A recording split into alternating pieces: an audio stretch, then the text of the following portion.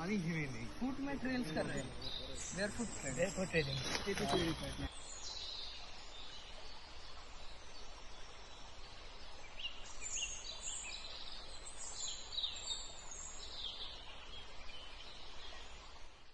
এখানে আসার জন্য, এত সুন্দর একটা জায়গা ভিজিট করার জন্য। আমরা প্রথমে, আজকে তো এনভায়রনমেন্ট ডে, তাই ম্যাম আমাদের বলেছিল কি আমাদের দার্জিলিং মোড় থেকে বেঙ্গল সাফারিতে আনানো হবে। তারপরে ওখানে এসে ম্যাম স্যার আমাদের এত সুন্দর একটা জায়গায় নিয়ে আসলো, আমাদের খুব ভালো এক্সপিরিয়েন্স তো হলো, সাথে অনেক নলেজ আমরা ম্যামের কাছ থেকে পেলাম, স্যারের কাছ থেকে পেলাম।